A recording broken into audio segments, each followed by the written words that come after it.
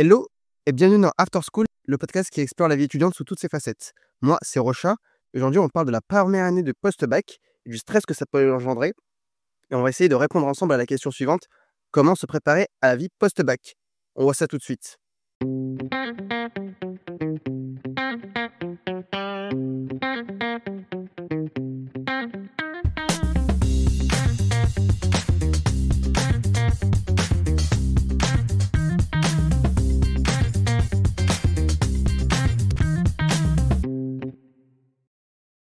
Alors, pour cet épisode, j'ai la chance, que dis-je, l'honneur de recevoir Lucas, qui a été un de mes premiers élèves à Turin et qui est en première année en post-bac en économie et en management à l'université de Bocconi à Milan et qui va pouvoir nous parler de sa première année en post-bac et surtout du stress et de l'appréhension qu'on peut avoir.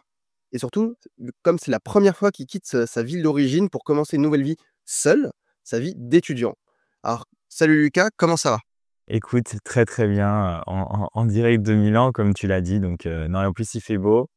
On a tout pour passer un bon moment ensemble. Ah, super, super. Alors, un peu d'appréhension avant cette interview ou ça va? Non, ça va, ça va. Je veux dire, je suis pas forcément habitué, mais écoute, je sais qu'on se connaît plutôt bien vu les heures passées ensemble, pendant les cours donc je dois dire, non, ça va. Alors, si tu veux bien, on va commencer par des infos, des statistiques, des chiffres pour un petit peu remettre du contexte. Parce que voilà, il y a quand même bon nombre d'étudiants donc, qui quittent le lycée, donc le bac ou bac pro, bac général, bac technologique aussi, qui s'en vont vers le post-bac. Et c'est vrai qu'il y a quand même une grosse part d'appréhension, une grosse part de stress. Je ne sais pas si ça t'a fait ça à toi aussi. Si, si, si, bien sûr. Parce que, comme tout le monde nous le dit, c'est une vie nouvelle qui commence et justement, moi, je me souviens surtout, une fois que je savais où j'allais, atterrir, je me mettais dans mon lit et je me disais: «Waouh, mais est-ce que j'ai fait le bon choix? Est-ce que, comment va être le monde, plus tard?» donc non, je dois dire un peu de stress forcément. Donc, on va commencer par le premier fait, la première info. La première info, c'est qu'il y a beaucoup de facteurs d'appréhension, donc que ce soit le manque d'accompagnement, la peur de l'échec, le changement de cadre et de lieu de vie, la perte des repères. C'est énormément cité par un bon nombre d'étudiants comme des principales sources de stress et surtout, comment dire, d'inquiétude chez les nouveaux étudiants qui vont entrer dans le post-bac. Est-ce que déjà tu comprends ou tu t'identifies à ce genre d'inquiétude-là? Totalement, totalement. Je pense que justement, c'est des appréhensions qui sont générales à tous, parce que, franchement, le manque d'accompagnement, ça, c'est clair. Moi, j'ai quand même eu la chance, on va dire, de dans un petit lycée, donc je dois dire de ce point de vue-là, c'est clair que c'était un peu plus atténué par rapport à d'autres lycées où, on est beaucoup moins accompagné, ça, c'est clair. Par contre, pour le coup, là où j'ai remarqué un peu de manque d'accompagnement, c'était surtout sur le fait d'aller dans une université qui n'était pas dans le système français. Forcément, les profs sont moins préparés à ça et du coup, pour nous guider, c'était un peu plus compliqué. Pour ce qui est de la peur de l'échec, oui, mais étant donné qu'on n'a pas vraiment l'idée de ce qui nous attend, c'est aussi compliqué de se rendre compte comment est-ce que je peux échouer. Déjà donc ça, pour le coup, ça allait et le changement de cadre de vie, ça, c'est clair. On arrive dans une ville nouvelle. Bon, moi, c'est 1 heure de train, comme on en reparlera peut-être sûrement après, mais ça va. Mais je connais un bon nombre d'amis qui sont partis, vraiment, dans d'autres pays et c'est clair que pour eux, ce facteur-là était pas du tout, négligeable, comme on dit. Ouais, non, c'est vrai que c'est archi compliqué d'arriver à gérer, surtout d'avoir la maturité de gérer ce genre de choses entre 17 et 19 ans. C'est quand même assez rude. Mais, on va dire c'est une sorte de passage obligatoire vers la vie d'adulte. C'est ça. Mmh.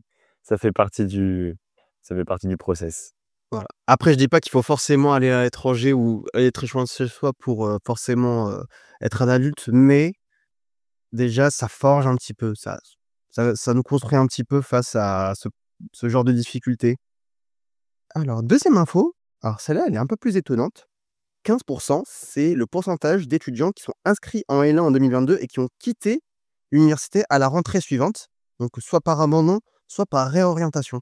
Donc il y a quand même donc 15 des étudiants qui décident donc de se réorienter ou même d'abandonner parce qu'ils estiment avoir fait le mauvais choix.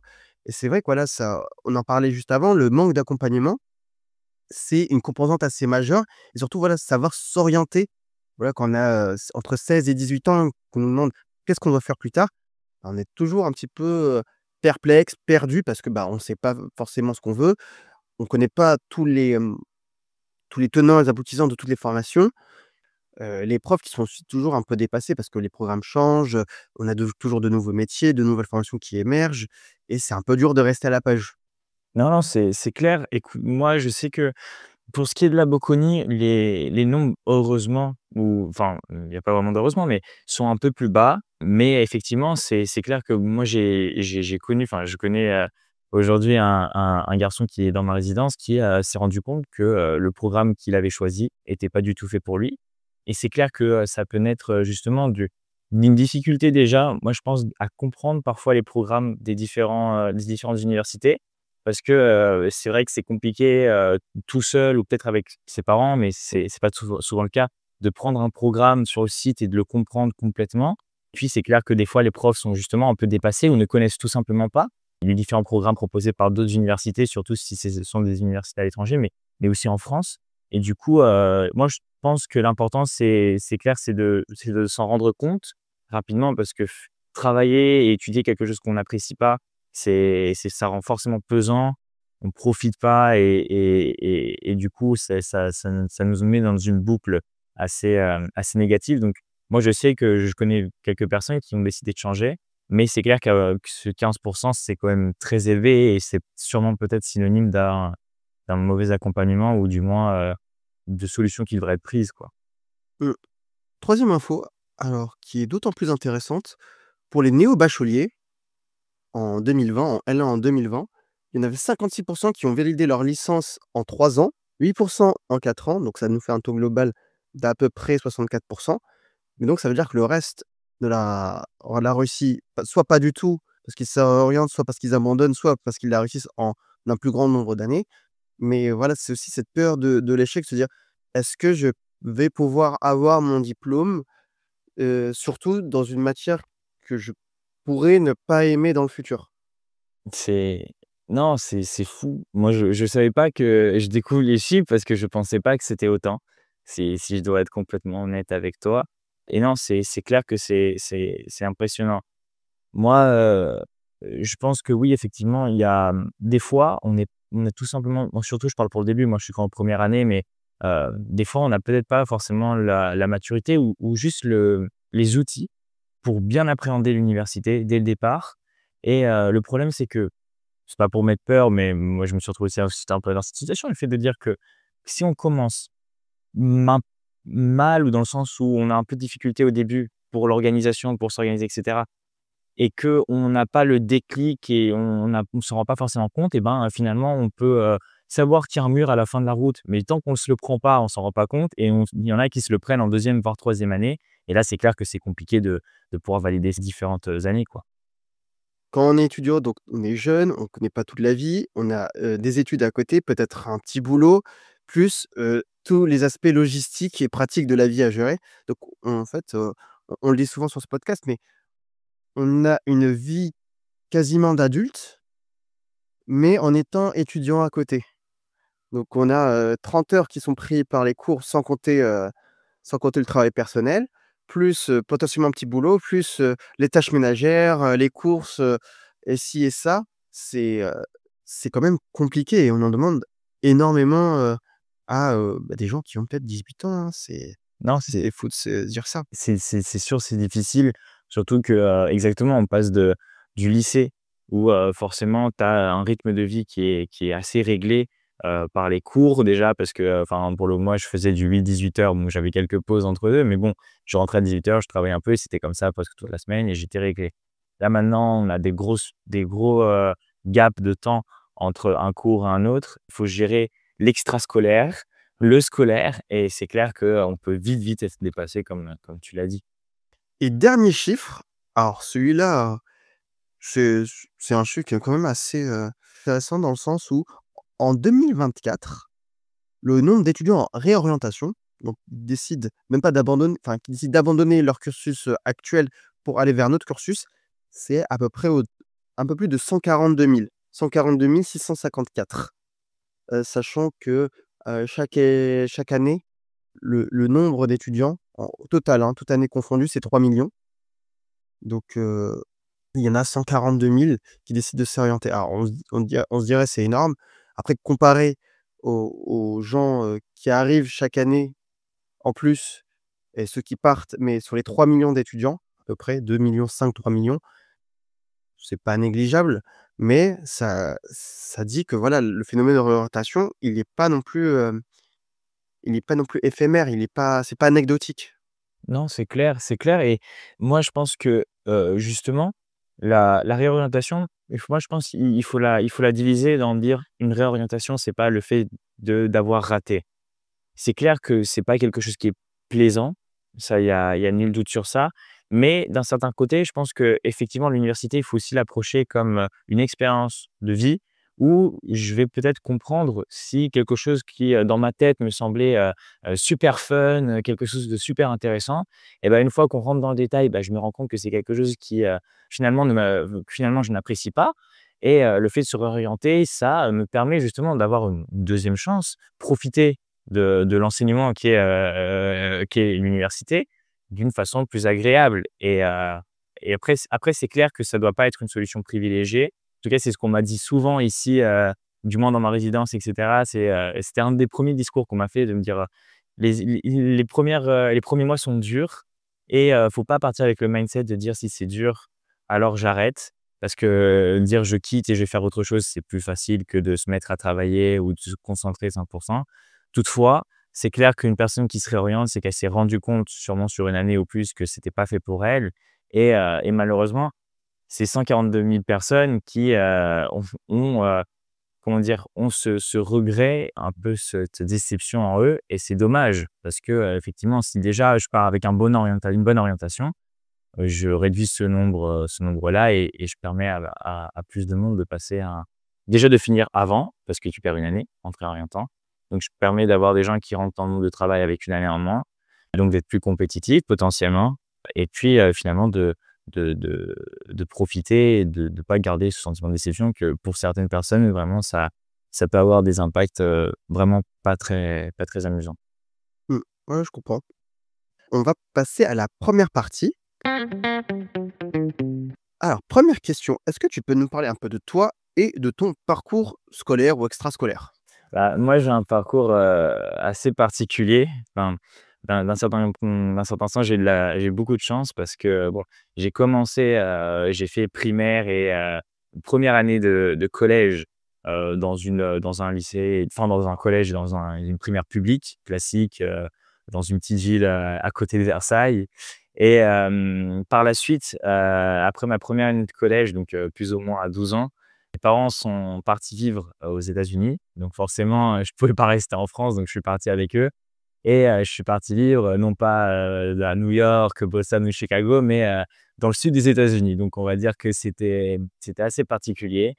Hem, C'était pas forcément le moment le plus fun de ma vie, du coup, en tout cas pour le moment parce que, forcément à 12 ans, quand, tu as passé, toute ta petite vie, on va dire, dans la même ville, avec tes amis et cetera, de devoir les quitter, forcément, c'est quelque chose qu'on subit beaucoup. En plus, on se dit: «Pourquoi moi et pas les autres?» On pense aussi aux amitiés. Banalement, on se dit, mes amis, ils vont se retrouver, demain, en classe, au foot et cetera, tandis que moi, je serai, sur un autre fuseau horaire, et je vais pas comment est-ce que je vais faire et cetera? Donc je vais perdre ces amitiés-là. Donc les premiers mois aux États-Unis étaient assez compliqués. Je suis arrivé en plus donc moi j'étais en Caroline du Sud, et j'avais la chance d'être arrivé dans une ville qui s'appelle Greenville où, il y avait une école française. Parce qu'il faut dire les choses comme elles sont, j'ouvre une parenthèse, mais le système français est très bon parce que c'est un des systèmes avec le plus d'écoles françaises dans le monde Ouais, c'est vrai. et ça c'est un bel avantage. Donc moi je suis arrivé, dans cette petite école où, je me suis retrouvé dans une classe de 4 la première année, de 3 à la deuxième et je me suis retrouvé à 2. J'ai fait une année où on était 2. Mon année de quatrième, on était 2 en classe donc Ah, si ça se passait mal dans la classe là, et faut dire heureusement, ça peut sembler banal, mais effectivement, on a fait, du, 4-3-2 et quand je me suis retrouvé heureusement tout avec, cette autre personne, c'était un de mes meilleurs amis. Donc faut dire que, j'aurais pu tomber avec, une personne que j'appréciais pas et là, ça aurait été encore plus pesant. Mais bon, on a passé, des super moments et puis je dois dire que l'enseignement que j'ai reçu, c'était avoir des cours particuliers, banalement. Donc c'est de ce point de vue-là, c'était très, très sympa. Après, c'est clair que, un enfant qui a, 14-15 ans, il a envie d'avoir beaucoup d'amis et c'est pas forcément optimal d'être à 2. Donc voilà, moi, ensuite, mes parents m'ont décidé de me faire une année dans une école américaine.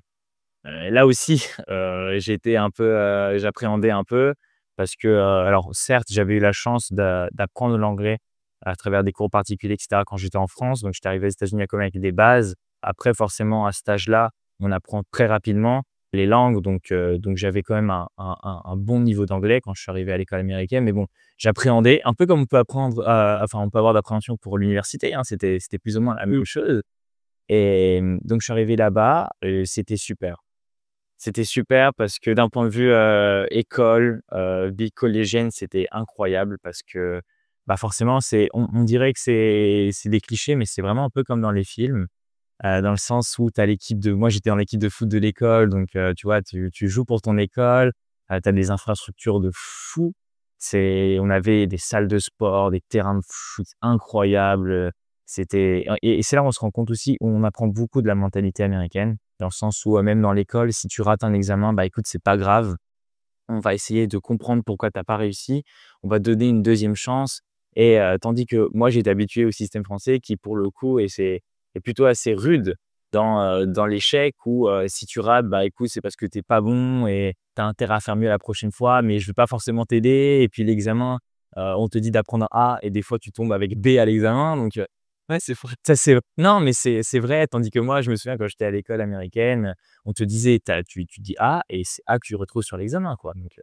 Mmh. Donc de ce point de vue-là, c'était très cool. Après malheureusement, période covid, donc j'ai profité à 3/4, on va dire, de cette expérience dans cette école américaine et puis ensuite je suis retourné, dans mon école française pour préparer, enfin du coup pour ensuite pouvoir retourner enfin venir en Italie, retourner en Europe parce que, pour le coup les 3 ans, aux États-Unis étaient terminés. Je suis arrivé à Turin et là pour le coup on m'a dit, je devais rentrer en seconde et on m'a dit: «Écoute tu, tu pas passé ton brevet» parce que moi j'avais pas passé mon brevet, j'avais fait mon année d'école américaine et du coup la directrice m'avait dit: «Écoute tu passes ton brevet ou tu viens pas». Ah d'accord, l'ultimatum, quoi. Ah oui, c'est l'ultimatum, dingue. Donc soit je venais, vivre enfin, soit je venais étudier à Milan, donc ça veut dire que habiter à Turin, faire 1 heure de train tous les jours pour aller à l'école à 8h30 à Milan, ça avait pas forcément de sens. Et du coup, bah, j'ai dû, répéter une année entre guillemets «redoubler», mais si c'était un redoublage un peu, particulier. Donc c'est pour ça, moi je suis 0,5 et j'ai passé mon bac, l'été enfin cet été. Donc voilà et école française de Turin, là aussi, j'ai retrouvé un peu la même, réalité que celle, que l'école française aux États-Unis parce que c'est un petit lycée. C'est une toute petite école, donc pour le coup, on était plus 2, on n'était qu'une seule classe de 30, donc on va dire que c'était déjà un bon upgrade. On était 15 fois plus que ce que j'avais quitté aux US. Donc non, voilà, c'était l'école française de Turin, j'en garde aussi un super souvenir. Là aussi un peu d'appréhension parce qu'on se dit, «Mince, j'arrive dans une nouvelle école, petite réalité», donc ça veut dire que les liens aussi amicaux sont très forts parce que c'est des élèves qui sont arrivés en petite section et qui vont jusqu'à la terminale. Donc forcément Ouais, c'est ça. Ils se connaissent quasiment toute leur vie. exactement. Donc je laisse imaginer, une personne qui arrive dans un lycée où les personnes se connaissent depuis, 17 ans. C'est assez particulier, mais pourtant je dois dire que j'ai été super bien accueilli. C'était quelque chose dont j'étais vraiment content et je me suis super bien intégré et je dois dire que ces liens super forts que j'ai créés avec, les personnes qui se connaissaient depuis 17 ans, moi je les ai connus que pendant 3 et pourtant ça s'est super bien passé et pour revenir sur ce que je disais d'avoir quitté la France à l'âge de 12 ans, je pense de cette expérience américaine, l'enseignement que je tire que je capitalise le plus, c'est celui de me dire, en fait, ces amitiés-là, les vraies amitiés, le petit groupe de potes que tu as, et ben, même si tu les quittes et tu es dans un autre pays, moi, je me souviens la première fois que je suis rentré l'été pour les vacances et que je les ai revus, après 3 minutes, on aurait dit que j'étais avec eux, le jour d'avant, quoi. Ouais. Donc et ça, c'est le temps passé, c'est quelque chose dont je suis super, fier d'avoir, appris. C'est que, bah, peu importe où tu es, les vraies amitiés, celles qui comptent et ben, elles se perdent pas, quoi. Ouais, non, tu as tout à fait raison là-dessus et du coup, maintenant tu es à Bocconi à Milan, après avoir passé ton bac à Turin. Heu, comment ça se passe comment ça se passe pour intégrer Bocconi? Bah, alors les étapes d'intégration, elles sont assez simples, on va dire, sur le papier. Bocconi, requiert, donc 3 types d'examens, 3 types de scores. Donc, soit celui, du test Bocconi, donc c'est un test qu'on peut soit faire en anglais, soit en italien, où, je crois c'est structuré entre logique, des questions de maths, des questions de compréhension et sinon, donc le score est sur 50 et donc en fonction de ton score, tu peux, plus ou moins appliquer enfin faire, application et si, tu as un minimum, donc je crois le minimum est 20 sur 50 et ensuite pour être accepté, d'habitude en moyenne, je crois ça tourne autour des 30-32 donc voilà et sinon, on a l'SAT donc qui est un test, standardisé, ou bien l'ACT ceux pour lequel, on avait aussi, travaillé un peu ensemble. Hem, donc rien, les CT, c'est là aussi un test, standardisé américain, score sur 36. La répartition, c'est, maths, sciences, anglais et compréhension. Donc ça compte pour 60 et le 40 restant, c'est les notes que tu prends, en année de première et de seconde. Ah ouais, d'accord. Ça, c'est quelque chose de super important que moi, je m'étais pas forcément rendu compte, enfin, du moins au début, c'est que, personne te dit en seconde: «Écoute, les notes que tu prends mon coco pour ton année de seconde et ben, finalement, c'est elles qui vont compter». Surtout si tu veux aller dans une école, dans une université à l'étranger, c'est ces notes-là qui comptent pour ton entrée et pas celles de terminale parce que beaucoup de profs disent: «Ouais, la terminale, c'est ce qui compte» ou la première et terminale parce que c'est les notes que tu vas mettre sur Parcoursup, et c'est ça qui va compter. Mais personne ne te dit et là, regarde que la seconde, c'est là où il faut travailler aussi. Donc non, voilà, j'ai fait ça et l'année dernière, il y avait aussi un petit pourcentage, donc c'était peut-être un 38 tes notes et un 2 de l'aide de motivation où tu expliquais pourquoi tu voulais intégrer, la Bocconi, pourquoi ce cours-là, précisément. Ah, est-ce que juste tu peux rappeler ce que c'est que Bocconi, donc l'université pour ceux qui nous écoutent et qui savent pas? Bah, alors Bocconi, c'est, une des universités, d'économie les plus, importantes ici en Italie, si ce n'est, la plus importante, je pense et c'est pas pour me lancer des fleurs, loin de là, on parle, de en termes de classement. Donc voilà, même en Europe, c'est une université qui est très, très bien classée, à la fois pour les bachelors, mais aussi pour les masters. Quand j'ai dû faire mon choix d'université, c'était, mon first choice, donc mon choix, numéro un, parce que j'avais cette envie de rester en Italie. Je sais que pour certains, de ma classe, rester en Italie, c'était un peu un poids parce qu'ils voulaient pas forcément, rester dans le même pays où ils avaient passé toute leur scolarité. Mais pour moi, c'était une expérience nouvelle, donc j'ai dit, «Pourquoi pas Bocconi?» C'est une bonne école, j'aime l'Italie, autant y aller. Non, mais tu as tout à fait raison, hein. Si tu as pu faire ce choix et que ça a pu aboutir, franchement félicitations Merci. et pourquoi avoir choisi Bocconi? Est-ce que tu as suivi des conseils? Est-ce que tu as vu une vidéo? Est-ce que tu t'es informé tout seul? Est-ce que tu es allé sur des forums, d'anciens élèves? Est-ce que tu as fait des recherches sur internet? Comment, tu as entendu parler de Bocconi? Bah, alors, en vrai, pour être honnête, mon école avait organisé, avec d'autres lycées, un espèce comment dire? De forum avec des universités les plus prestigieuses d'Italie. Donc on y avait justement, Bocconi, Cattolica, mais il y avait aussi des écoles l'ESCP qui a une branche à Turin d'ailleurs. Donc voilà, ils avaient organisé un peu ce forum-là et du coup, c'est la première fois que, j'ai pu parler avec des représentants justement de la Bocconi, c'était en seconde et ils m'avaient un peu, expliqué comment fonctionnait l'université, donc son positionnement aussi dans les classements et cetera. Après mes parents qui sont tous les 2 italiens, connaissaient très bien la Bocconi parce que c'est un peu une institution ici en Italie. Donc ça fait plusieurs années, des dizaines d'années que, Bocconi est un peu vu comme l'école avec un E majuscule, d'économie ici en Italie. Et donc eux aussi m'avaient conseillé, m'avaient dit: «Ça peut être un bon choix pour toi, surtout si tu as envie de». Moi, j'avais envie de rester en Italie, tout simplement. J'avais envie de continuer, dans ce pays. Et ça me semblait un peu le choix le plus, judicieux pour moi, même si j'avais aussi fait application pour la Cattolica, qui est, l'école d'économie à Rome, et qui elle, pour le coup, a un focus un peu plus sur, les relations internationales, la géopolitique et cetera. Ensuite, une fois que j'ai vu ça, je suis allé parler à mes profs et j'ai demandé ce qu'ils en pensaient. Comment dire qu'ils étaient pas forcément hyper informés, ils connaissaient le nom, mais pas plus que ça.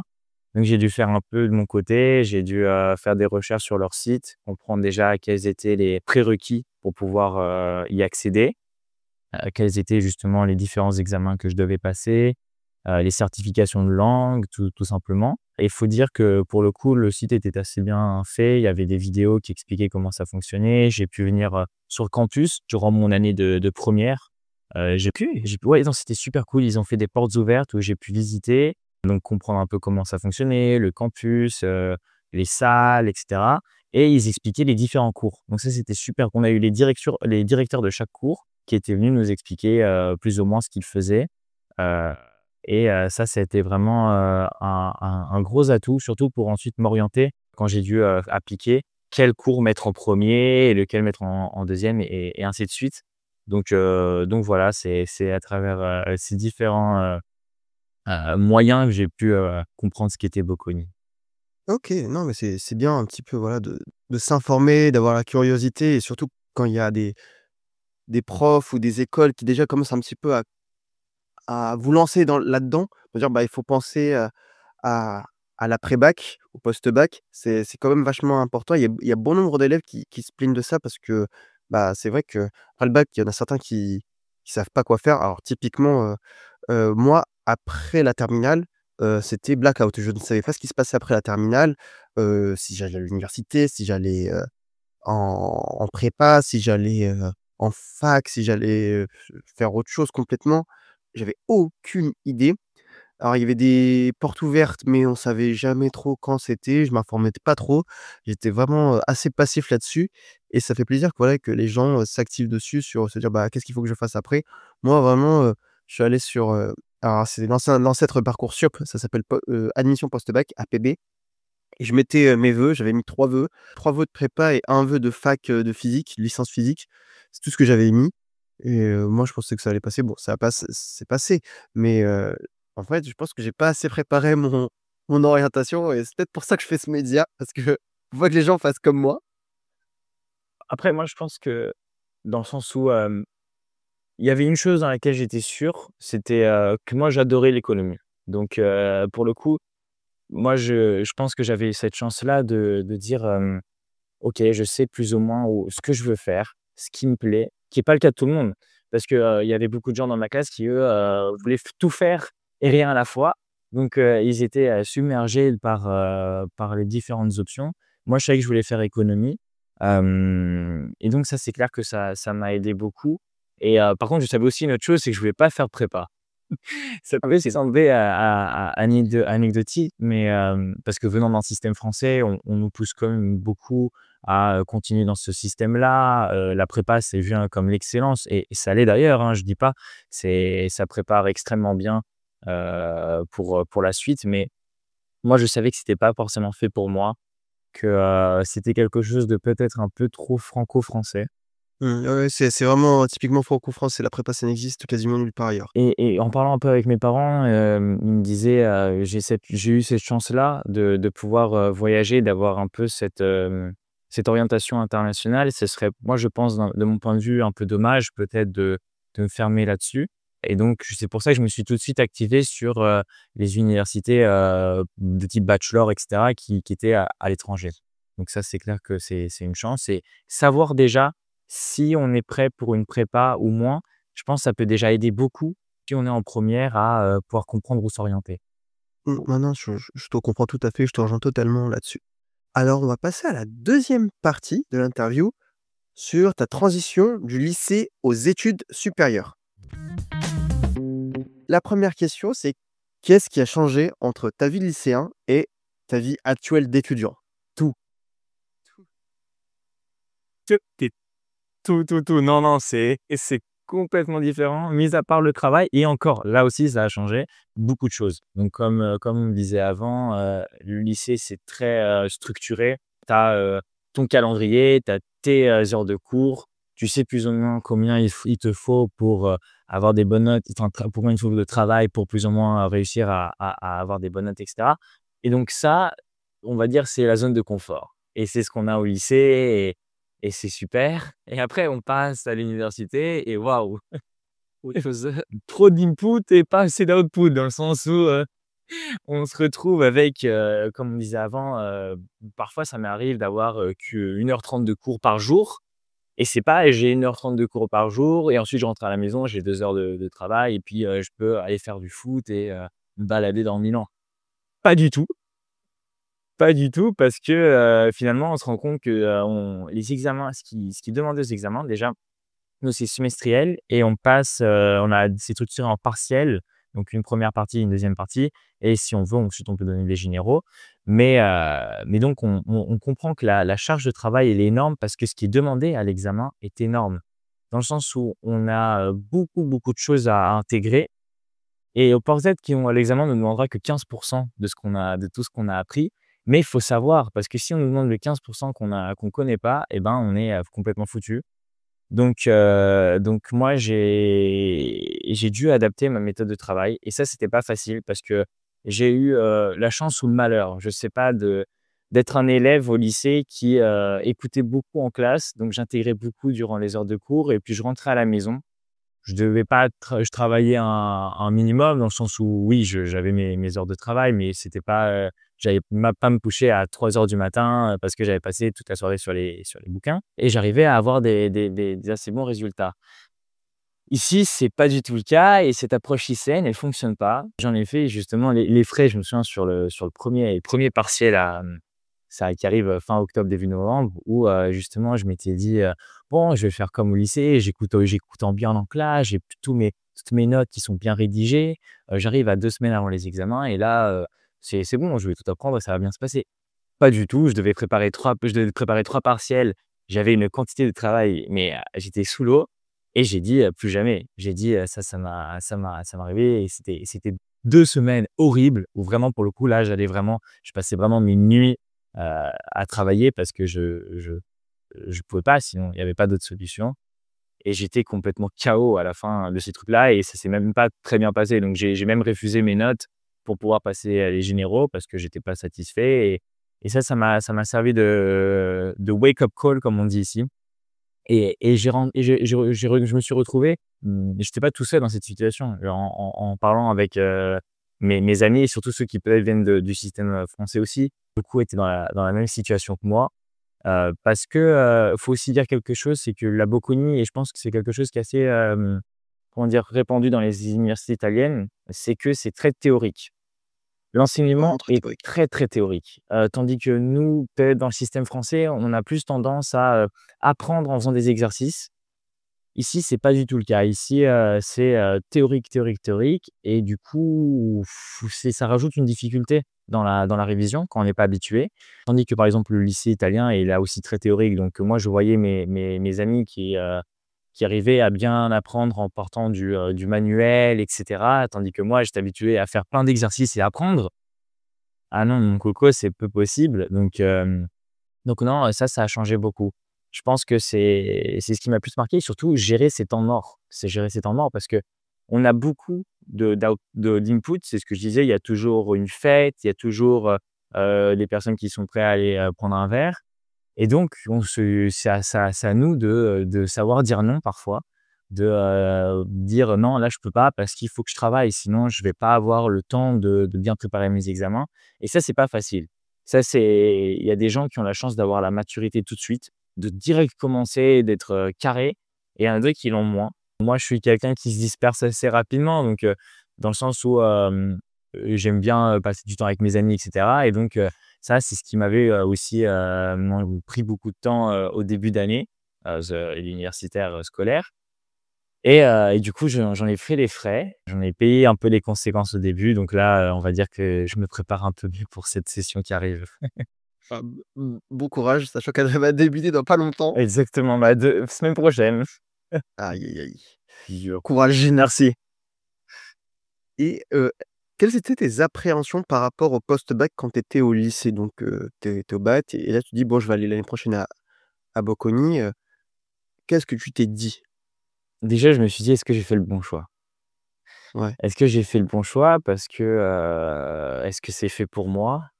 Moi, je me souviens, j'étais convaincu. Je voulais Bocconi à tous les coups. Je m'étais donné pour, prendre Bocconi et je mangeais Bocconi, je dormais Bocconi matin, midi, soir. Matin, midi, soir, vraiment et donc je préparais mes examens pour rentrer, mes admissions et je me souviens que quand j'ai été pris, je me 1er soir, hein et vraiment, je me mets dans mon lit et je me dis: «Mais est-ce que j'ai vraiment envie d'aller là-bas?»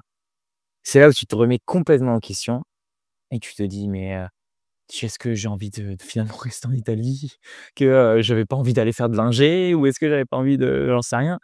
Et ça c'était assez dur au début. Je me souviens, j'étais allé voir ma prof d'éco qui était, une des profs avec qui j'avais peut-être un peu plus de dialogue et j'étais allé voir et je lui dis: «Mais madame, est-ce que c'est normal que, finalement, je suis pas sûr de vouloir faire ça alors que, jusqu'à il y a 24 heures, j'étais prêt à vendre, mon rein pour y rentrer?» et elle m'a dit et elle me disait, elle était très forte, elle m'a dit: «Non, c'est normal, c'est tout à fait normal» et elle m'a dit: «C'est normal que tu appréhendes». Moi, j'appréhendais aussi, la façon d'étudier, j'appréhendais, la vie universitaire, que j'étais prêt à quitter mes parents, quitter ma maison, mon foyer, le cocon familial pour aller vivre tout seul et finalement, donc voilà, c'était des appréhensions qui d'un côté étaient peut-être fondées, dans le sens où, effectivement, c'est des choses qui, continuent à être là une fois qu'au début en tout cas de l'année. Après ça se disperse un peu. Mais non, je dois dire, c'était ça mes appréhensions, mes plus grosses appréhensions. et du coup, moi j'ai une question, toi tu as pas candidaté sur Parcoursup? Tu as jamais utilisé Parcoursup?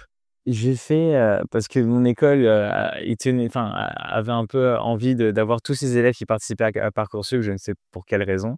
Du coup, je me souviens que, moi j'étais déjà pris, j'avais déjà, payé mon première partie d'études ici à Bocconi donc j'ai dit: «Écoutez, moi, si vous voulez, je fais Parcoursup, mais je vais le faire, hyper mal», tu vois? J'ai mis une école, je pense que j'avais dû mettre Dauphine, j'avais même pas il fallait faire des lettres de motivation. Ah, j'ai rien du tout, j'ai mis rien du tout donc j'ai même pas été pris, mais j'aurais été pris, j'aurais vraiment remis en question le système parce que sans lettre de motivation, je crois que j'avais même pas toutes mes notes qui étaient chargées. Enfin, c'était la cata. Je l'avais vraiment fait, 5 minutes avant que Parcoursup ferme parce que j'étais obligé et du coup, je sais vraiment pas du tout enfin, je sais un peu comment fonctionne Parcoursup, mais j'ai pas fait les frais des, différentes listes d'attente et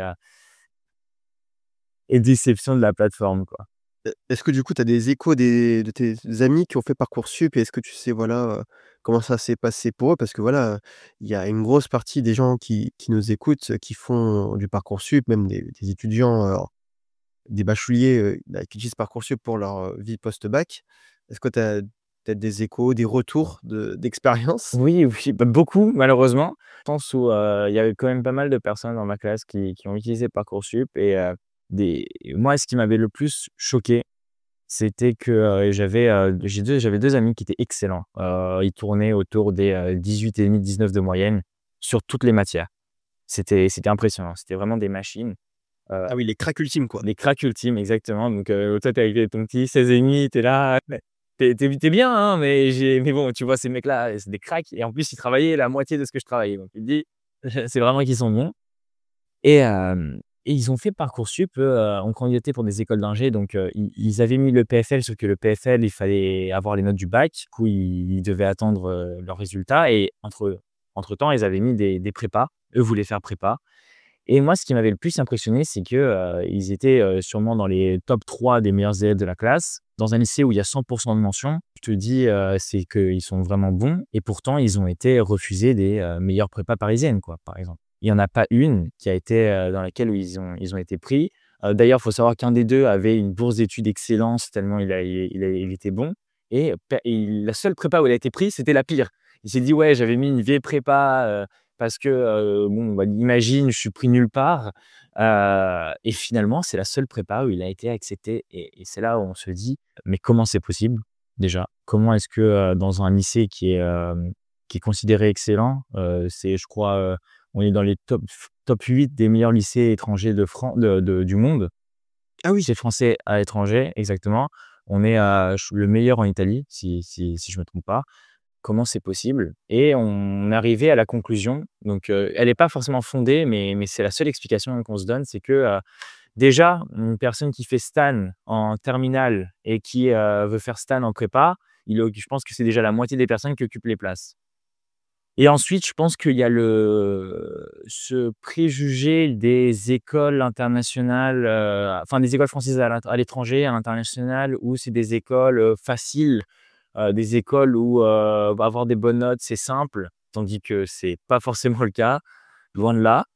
Et du coup, moi, je pense que ce facteur géographique, plus le facteur, on va dire, transition entre, école, du type stan à la prépa, je pense que ça a bridé beaucoup de personnes de ma classe à intégrer des top prépa et même eux étaient surpris.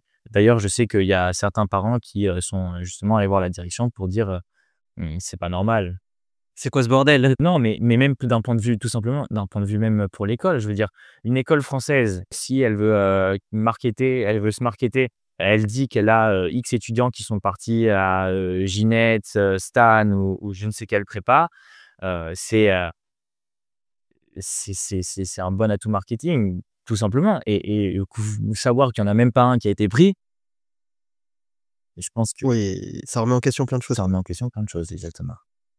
et surtout, enfin, ce préjugé comme quoi les lycées français à l'étranger ont, ou enseignent à un moins bon niveau. Je peux dire que c'est faux parce que ça fait plusieurs années, que je donne des cours particuliers aussi bien à des, élèves, qui, étudient en France, sur le territoire français, ou directement au lycée français Turin. Sur le contenu des cours, la difficulté des exercices, elle est en tout point similaire, il y a pas un plus haut que l'autre, donc c'est vrai que ce préjugé, tu me l'apprends, j'étais pas au courant là-dessus. Surtout que je veux dire le bac, les résultats du bac mentent pas.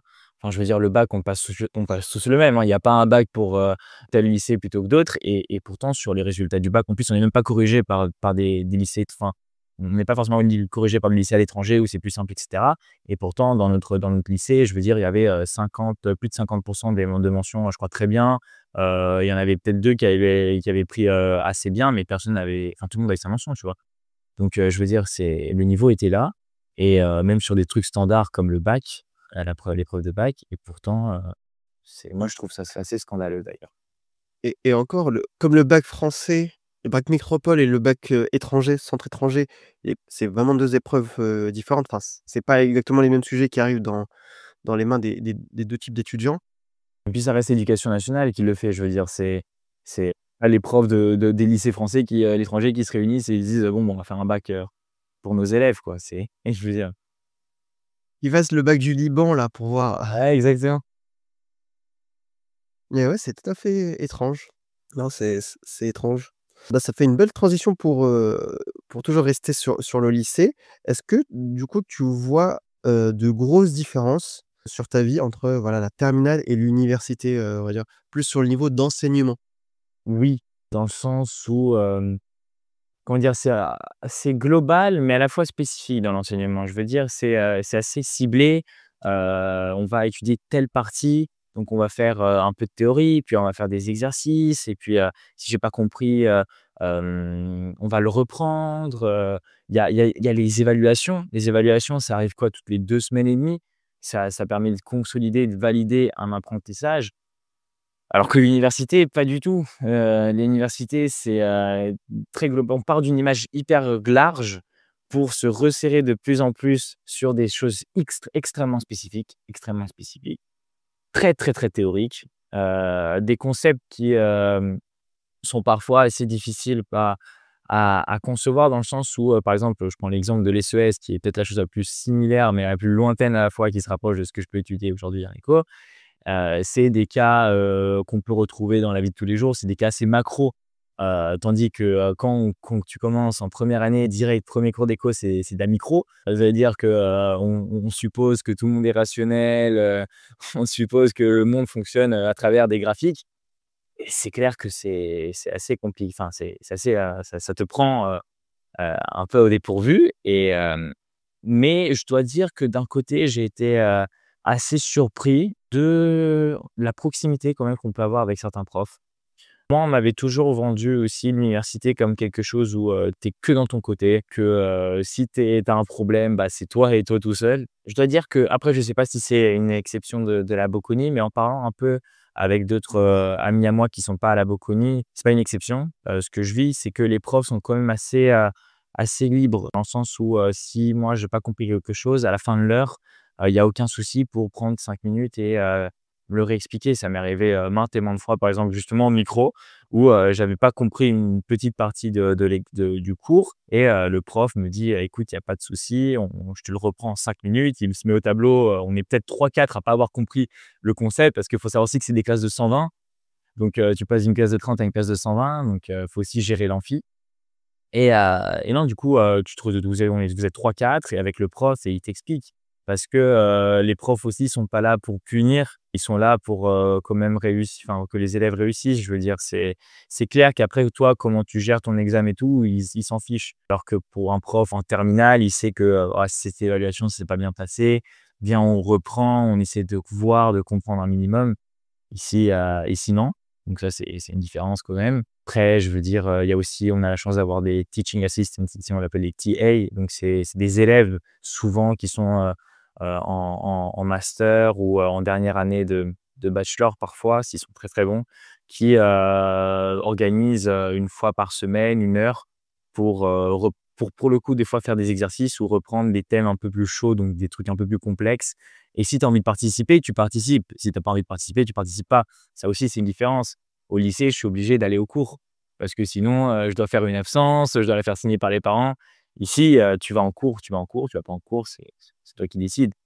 Donc ça aussi, c'est des choses qu'il faut apprendre à gérer parce qu'il y a des cours, par exemple, moi, je sais que, cette année, j'ai du droit, donc ça s'appelle, du droit privé. C'est un bouquin de 600 pages à savoir par cœur. La Bible. C'est la Bible. C'est non, mais vraiment, c'est l'examen le plus redouté par, chaque étudiant, en économie, du moins en Italie parce que, les cours moi je fais un cours en italien, faut le savoir. Donc le cours en italien, c'est vraiment, le gros livre de 600 pages, tandis que les cours en anglais, c'est du private law. Donc c'est des lois c'est du droit un peu plus général qui s'applique un peu plus, partout dans le monde. Avec, droit privé, c'est vraiment spécifique à l'Italie. Et c'est un des seuls examens oraux aussi qu'on a. Là, aller aux cours, c'est très subjectif. Moi, je me trouve beaucoup mieux à apprendre le bouquin dans ma chambre, à, le surligner et cetera, tandis que d'autres, ils ont besoin d'aller en cours pour avoir le prof qui leur explique ce qu'il y a sur le bouquin. Donc là, c'est des choses qui sont très subjectives. Par exemple, moi, j'ai depuis le début, du cours, donc depuis janvier que j'ai commencé du droit privé, je suis allé à un cours peut-être pour comprendre qui était le prof, qui m'interrogera, une fois que je passerai l'examen, mais sinon j'y suis plus jamais allé. Donc ça aussi, c'est une grosse différence que j'ai remarqué par rapport à la terminale, mais par rapport au lycée en général ou à tout l'expérience scolaire qu'on a pu vivre avant l'université.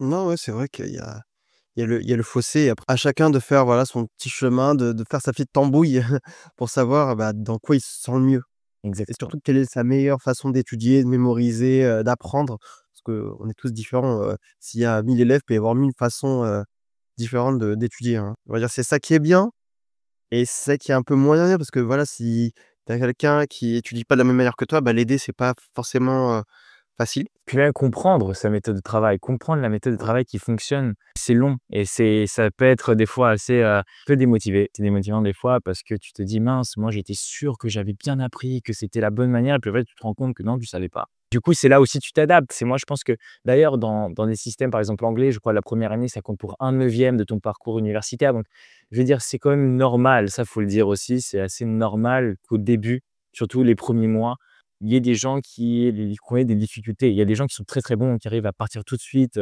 parfait et puis il y en a d'autres, moi ça a été mon cas, où j'ai dû apprendre quelle était ma meilleure, approche, enfin quelle était la meilleure approche pour moi sur la révision. Donc après c'est quelque chose de normal et ça étonne personne des fois quand tu te dis: «Le premier partiel s'est mal passé». C'est pas grave.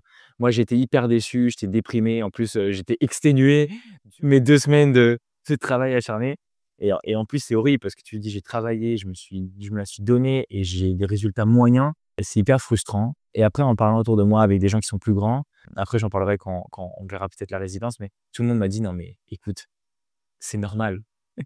On est tous passés par là». Il y a vraiment peut-être un 2-3 de gens qui ne l'ont pas vécu. Figure-toi que le 98 restants, tous, tous.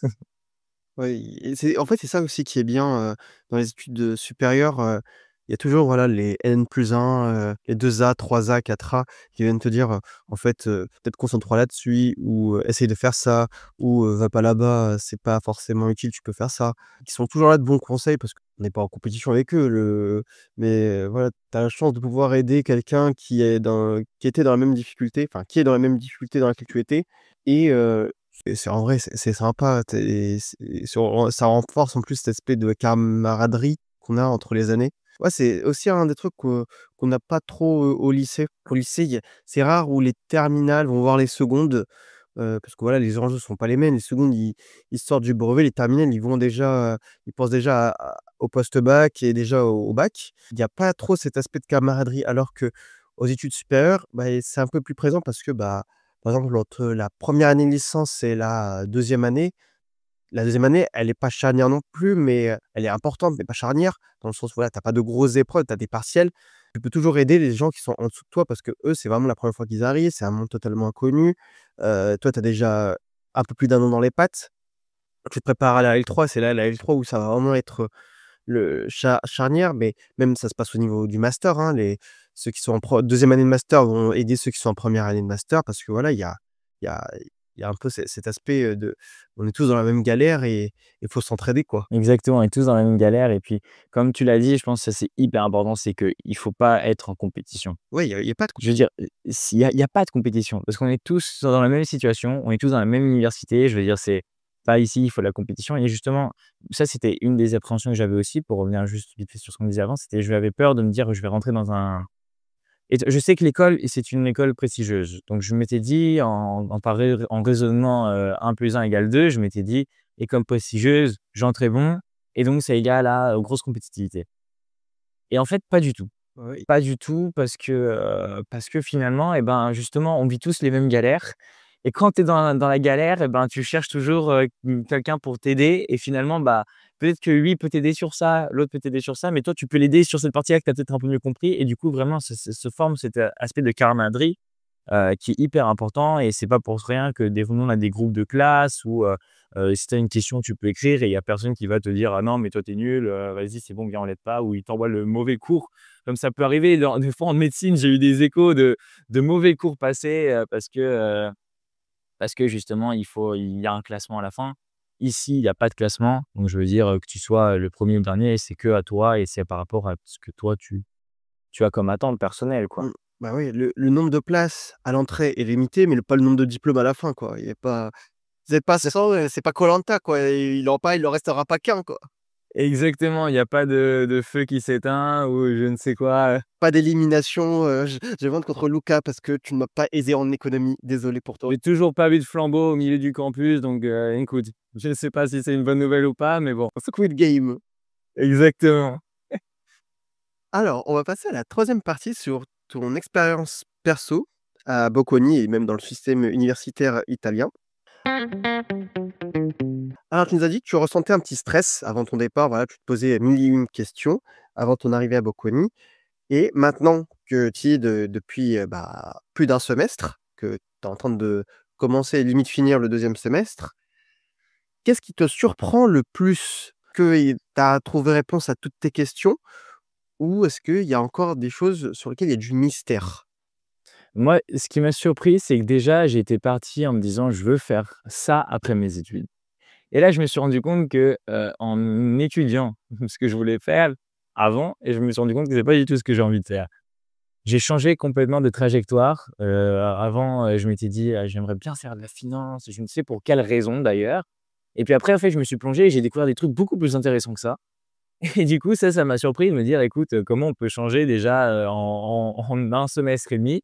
J'ose même pas imaginer à la fin de mon bachelor comment ce sera, mais ça m'a surpris. Ce qui me surprend aussi, c'est, justement à quel point c'est important, d'avoir des relations quand même, à l'université et d'avoir des relations humaines surtout.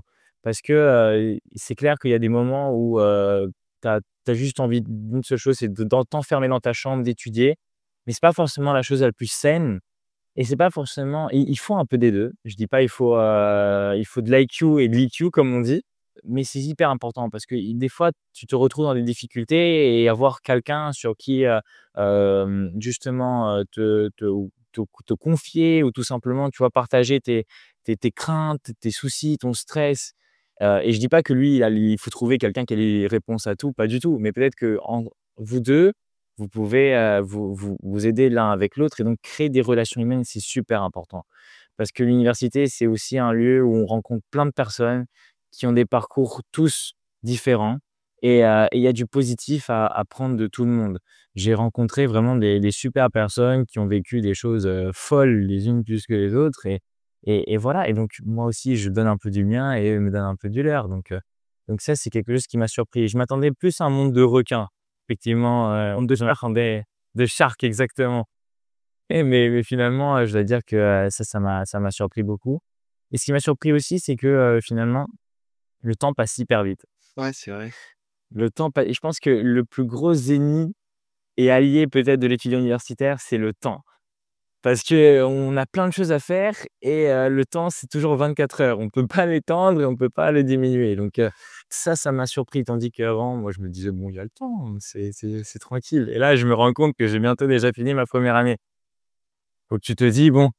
Et bah, c'est ça, c'est incroyable. Après, tu l'as bien dit et il faut quand même le répéter, le projet d'orientation, c'est un projet qui se façonne au cours du post-bac, on ne sait pas forcément ce qu'on veut faire dès le début. Même toi, voilà, tu me disais, je sais pas je partais avec, une idée en tête. Au final, je me rends compte que c'est pas forcément ce que je veux faire et je veux faire plus autre chose.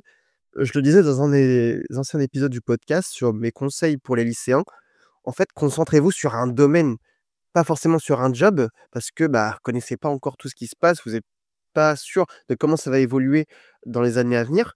Concentrez-vous sur un domaine, une application ou quelque chose vraiment qui vous intéresse, pas forcément sur un métier et après vous allez découvrir, là derrière parce que, voilà, pour prendre mon cas personnel, au début je voulais faire du génie civil, après j'ai fait du génie automobile et maintenant j'aimerais bien faire, de l'ingénierie en sport automobile. Et on est parti je pars de ça quand tu as 18 ans, de génie civil, tu travailles dans le bâtiment. J'ai quand même un peu travaillé aussi dans le bâtiment. Après, bah, j'ai fait du génie dans l'automobile et j'ai fait un peu, voilà, dans l'automobile, civile classique et maintenant je veux faire du sport automobile. Donc c'est vrai que au c'est pas une mauvaise chose, hein, parce qu'on peut toujours trouver des passerelles, mais le plus important, c'est ça. C'est voilà, se cantonner, si possible, à un champ, un domaine d'études et après voilà, trouver sa voie. C'est ça qui importe et c'est amené à évoluer et ça fait partie du processus. Je suis totalement d'accord avec toi. Moi, c'est ce qu'on m'a répété et ce qu'on m'a dit aussi ici, c'est: «Développe des bases». Il faut développer des bases et c'est ça parce que ça semble banal parce que tout le monde le dit aujourd'hui, mais je crois que c'est 90 des métiers qu'il y a aujourd'hui seront soit différents, soit n'existeront vraiment plus. Donc mais du moment qu'il y a les bases et que tu sais de quoi tu parles, ensuite, le reste, c'est ça se construit et tu vois, il y a une base commune entre tout ce que tu disais. Tu voulais faire ingénieur civil, ensuite dans le sport auto. Il y a quand même des bases qui sont communes et c'est ça qu'il faut justement, capitaliser et consolider, c'est ces bases-là. Donc moi, c'est quelque chose que au début, j'avais du mal à comprendre et au fil de des mois qui ont été, ceux-ci à l'université, ben, je l'ai de plus en plus intégré. Mmh. Heu, est-ce que tu as une désillusion par rapport à l'idée que tu te faisais de l'université? On disait: «Ah ça va être comme ça» et en fait tu te rends compte que c'est moins bien que dans la réalité. Enfin, c'est moins bien dans la réalité. Alors, moi, je dois dire peut-être avec un peu de j'étais un peu prétentieux, je me disais: «Bon, c'est difficile de rentrer, mais une fois que je suis dedans, ça va être, en descente», tu vois? Bon, je m'attendais à ce qu'il y ait de la compétitivité, c'est ce qu'on disait, que ce soit un peu des Sharks, mais je m'attendais à ce que, en soi, le pur et dur de l'université soit plus simple. Je dois dire que, et c'est pas du tout ça. L'objectif, c'est je suis pas en train de dire: «Il faut avoir peur, faut» non, non, non, juste, moi j'étais peut-être parti de ça, c'est peut-être que quelque chose qui m'est personnel. J'étais peut-être parti avec l'idée de dire: «Bon, si c'est difficile tes entrées» et je l'ai réussi, le reste, c'est que de la descente. C'était pas ça et donc ça, je dois dire, c'était un peu une des désillusions qui est pas petite, hein, mais sur l'université. Après pour le reste, je dois dire que je suis globalement très content d'où je suis. C'est Mis à part ça, c'est vraiment ce que je m'attendais, peut-être parce que justement, j'ai eu aussi la chance de pouvoir bien la comprendre et avant de venir, à travers justement des open day, des vidéos qui avaient été mises et cetera, ou même juste en parler avec des gens qui l'ont déjà fait. J'avais la chance de connaître des personnes qui avaient, fini leur année de bachelor quand moi j'allais rentrer. Donc, ils m'ont pu me conseiller, me guider un peu sur les différentes choses. Donc ça a limité un peu les désillusions. Ouais. Parce que j'arrivais quand même un peu préparé. Mais non, après, je dois dire, je suis vraiment très content. Mais c'est dur, mais je suis super content d'être ici. Ouais, c'est vrai. Malheureusement, c'est pas comme dans la série américaine, tu arrives, tu as 2 heures de cours, tu prends ton petit bouquin, tu t'en vas et après tu dis: «Oh bah, je vais aller boire un verre avec les collègues» et oh tu peux, mais après voilà, c'est à tes risques et périls, quoi. Exactement, exactement. Tu l'as très bien dit, tu peux, parce que personne va te gronder ou va te dire: «Non, tu sors pas parce que tu es déjà sorti hier». Non, c'est tu choisis ce que tu veux faire, mais bon, effectivement, faut être conscient exactement, faut être conscient que, les actions, qu'on prend ici, surtout à l'université, elles ont des conséquences assez importantes après, plus que ce que ça pouvait être au lycée et par exemple, la quantité de travail quand peut-être au lycée, pour faire quelque chose, avoir une bonne note, il fallait 5 heures et ben, à l'université, moi, je pensais que c'était proportionnel, que de 5 j'allais passer à 10, c'est pas du tout. C'est exponentiel, c'est-à-dire que de 5 je passe à quoi? 13,5 plus ou moins, 13,55 quelque chose dans les alentours, non?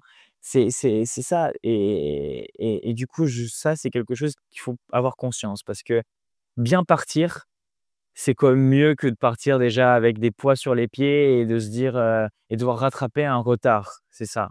Et ça, c'est un peu la déception que j'avais eue justement au début sur les premiers partiels de novembre parce que je me disais: «Waouh, c'est chiant de devoir déjà partir en sachant qu'il faut que je bosse 2 fois plus parce que, faut que je récupère même pas 3 fois plus parce qu'il faut que je récupère ce que j'ai peut-être pas réussi à faire avant. Ça, c'est quand même dommage. Du coup, si à tous ceux qui, justement vont rentrer à l'université ou bientôt l'année prochaine ou l'année encore d'après ou enfin voilà, c'est de dire bien commencer, c'est vraiment une chance et c'est dur parce qu'on comprend pas tout de suite et on se dit: «Ouais, je suis à l'université, je vais me faire des poches, je dois sortir». Oui, mais il y aura le temps pour ça après et franchement bien partir, ça permet aussi de libérer beaucoup de temps ensuite. OK, ouais, non, tu as tout à fait raison là-dessus. On va passer à la dernière question de cette partie-là. Si tu devais donner des conseils aux futures premières années qui vont sortir du bac, ça serait quoi tes conseils?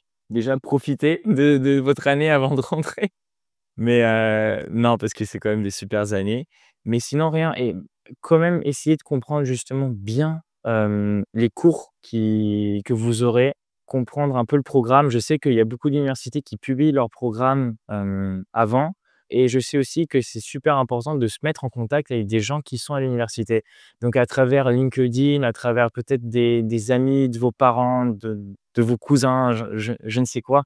Si vous connaissez quelqu'un qui est déjà à l'université et du coup, qui connaît un peu, comment ça fonctionne et ben, je pense que c'est super cool de se mettre en contact parce que justement, vous pouvez, moi, j'ai eu un ami, un cousin d'un ami qui va faire la Bocconi l'année prochaine et qui m'a écrit justement pour me demander je pouvais lui envoyer quelques, cours ou du moins, quelques matériels, académiques justement pour qu'il puisse se préparer et avoir une petite idée de quoi s'attendre. Ça, c'est vraiment un bon conseil parce qu'arriver préparé, c'est déjà, une bonne partie du chemin donc ça, c'est un conseil que je pourrais donner. C'est justement de pas stresser déjà parce que finalement, on apprend dans tous les cas et ça, c'est le plus important. Mais si vous avez la chance de vous mettre en contact, même si vous les connaissez pas sur LinkedIn, il y a c'est je critiquais un peu la plateforme au lycée parce que je comprenais pas trop l'intérêt mais maintenant que je suis arrivé à l'université, je dois dire que c'est un super atout. Ça m'a vraiment, aidé dans beaucoup de choses de pouvoir contacter des gens un peu plus grandes que moi, qui ont vécu des expériences et qui peuvent te conseiller. OK. Non, non, très bon conseil. Donc vous suivez-les, s'il vous plaît. Suivez-les, exactement. Ouais. On va passer à la 4e partie sur ta vie à Milan et ton éloignement. Alors la première question, sachant que tu habites à Milan, donc c'est une des plus grosses villes d'Italie et même d'Europe. Est-ce que tu as galéré à trouver un logement? Alors je mets un petit peu de contexte là-dessus parce que, Milan, le marché immobilier est, fortement sous tension, en tension même, parce que, il y a beaucoup plus de demandes que d'offres et les prix, s'envolent très facilement. On n'est pas très loin des prix parisiens, voire, sur certains quartiers plus que les prix parisiens et aussi Milan, c'est devenu une ville qui est très étudiante, tout comme Turin. Turin est en train de vivre actuellement une crise, du logement dans le sens où, bah, il y a beaucoup d'étudiants qui sont là, bah, pour 6 mois, 1 an, rarement pour 2 ans, mais même, beaucoup d'Italie, hein, des nationaux et Turin a du mal à absorber cette population étudiante qui est grandissante et Milan, c'est déjà le cas depuis plusieurs années. J'avais même entendu, des histoires, d'étudiants qui étudiaient à Milan, mais qui arrivaient tellement pas à trouver ou aussi ou par souci de prix, qu'ils se déplaçaient à Turin. En fait, ils vivaient à Turin, ils allaient à Milan, pour étudier et donc je sais pas comment ça s'est Tu l'as très, très bien dit. Il y a c'est basic economy, c'est vraiment, l'offre et la demande qui n'arrive pas à trouver un point d'équilibre ou qu'il s'il le trouve il le trouve, hein, mais il est hyper haut. C'est super cher, Milan, pour des étudiants. Et surtout zone Bocconi, comme tu l'as dit, il y a très, très peu de logements. C'est une ville qui est extrêmement condensée. C'est-à-dire qu'on peut c'est déjà un exploit d'avoir un campus, un semi-campus ici à Milan. D'ailleurs, je ne sais pas comment ils l'ont fait parce que c'est très difficile de trouver des espaces et la Bocconi, depuis plusieurs années, augmente son nombre d'étudiants, mais l'augmentation, elle est pas proportionnelle au nombre de logements et donc on se retrouve avec, une pénurie de logements qui est incroyable. Les résidences Bocconi, c'est l'enfer pour réussir, à rentrer, dans le sens où, ça, c'est une critique que beaucoup de personnes font, à la Bocconi, c'est qu'ils ont un système de liste d'attente dans le sens où, ils te disent à 15 heures, il faut se connecter sur cette plateforme avec ce lien et c'est le premier arrivé, premier servi. On est presque pour ceux qui savent, quand il y avait les chaussures qui sortaient à 3 heures du matin, on est dans le même domaine et c'est quand même fou parce qu'on parle de logement étudiant, quoi. Je dois y vivre ensuite dans cette ville. Donc moi, j'avais essayé de prendre une chambre dans une résidence universitaire Bocconi, sachant que je crois qu'il y en a 4 si je dis pas de bêtises. Il y en a certaines qui sont plus anciennes, qui sont proches du campus et d'autres qui sont un peu plus éloignées, mais on reste à des distances raisonnables. Je crois que c'est du 10-15 minutes à pied, donc c'est pas non plus l'enfer. Mais du coup, j'ai pas réussi. Du coup, j'étais bien embêté parce que, j'avais pas forcément envie de prendre un appartement tout seul, surtout parce que, déjà c'est rare et en plus c'est quand même assez cher et puis la coloc, c'était pas forcément quelque chose qui m'inspirait beaucoup au début. J'avais envie d'être, entouré d'autres étudiants parce que la première année, je pense que c'est une année où il y a besoin de prendre des repères. On est nouveau, il faut comprendre comment ça fonctionne et être peut-être tout seul ou à 2, c'est un peu plus compliqué. Donc je me suis tourné vers des résidences qui étaient, pas Bocconi et j'ai trouvé, bah, du coup, la résidence où je suis actuellement. Donc c'est une grande chance parce que c'est une petite résidence où on est 30. Donc c'est très petit et c'est très hétérogène dans le sens où alors c'est homogène dans le niveau dans l'académie parce que c'est tous des Bocconi, c'est enfin tous des Bocconiani, on les appelle en italien, c'est que des gens qui font la Bocconi. Mais il y a de tout, dans le sens où, il y a des gens qui sont en dernière année de master aux, personnes comme moi qui sont en première année, quoi et du coup, c'est super parce que, tout le monde est bienveillant, tout le monde peut te conseiller et c'est là où on revient sur le fait de parler avec des gens qui ont vécu des choses avant vous. C'est de se dire, bah, il comprend les difficultés, il sait à quoi s'attend, enfin, il sait, ce qui m'attend et du coup, il sait bien me conseiller, m'aider. Combien de fois ça m'est arrivé justement de pas comprendre un exercice que je faisais et d'aller voir avec ma petite feuille, mon, un de mes amis, parce que c'est un des amis qui est dans la résidence et lui demander: «Écoute, tu peux m'aider parce que je comprends pas?» Et lui m'a dit: «Ah mais ça je l'ai fait il y a 2 ans, oui t'inquiète, pas de souci, je t'aide». Donc moi j'ai eu cette chance-là. Après je sais qu'il y a d'autres, justement résidences plus ou moins de la même sorte qui se sont créées un peu autour, de la Bocconi mais oui sinon moi aussi je connais pas mal de personnes dans ma classe qui elles aussi font, tous les matins un trajet d'une autre ville pour venir à Milan. C'est clair que c'est pas simple et c'est là où on se dit, si eux arrivent à performer, et en faisant ça, faut se dire que nous qui avons la chance d'être proches, faut qu'on performe tout autant, si ce n'est mieux. Ouais, non, ça tu tout à fait raison là-dessus. C'est vrai quoi, c'est un petit peu, fou. Enfin Milan, pas une ville que j'affectionne, je préfère plus Turin. C'est beaucoup plus joli. C'est moche Milan. Ah ouais? Ah moi moi aussi j'aime pas du tout et je le dis pas parce que, je suis biased, je suis de parti parce que, j'ai vécu à Milan, enfin à Turin, mais Milan c'est vraiment pas très joli et je sais d'ailleurs, pour revenir sur ce qu'on disait, la Bocconi avait pour projet d'étendre ses résidences universitaires.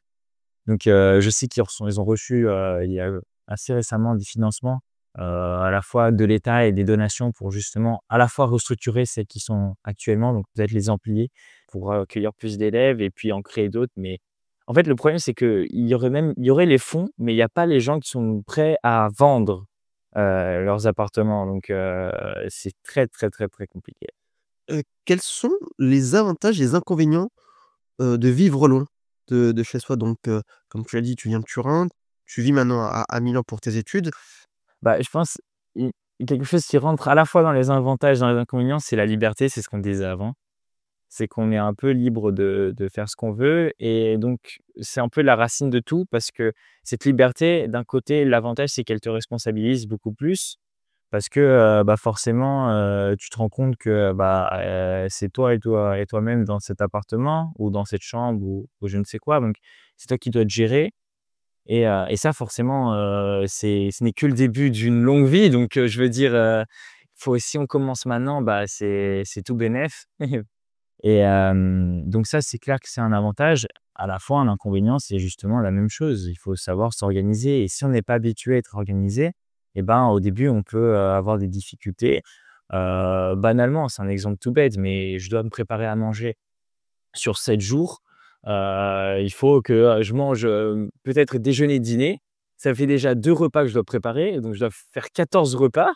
Il faut faire des courses, faut parce que soit on peut manger des pâtes pendant 14 jours, mais bon, tu le fais 1 semaine, 2 et puis après ça devient assez pesant. Et après tu as le scorbut.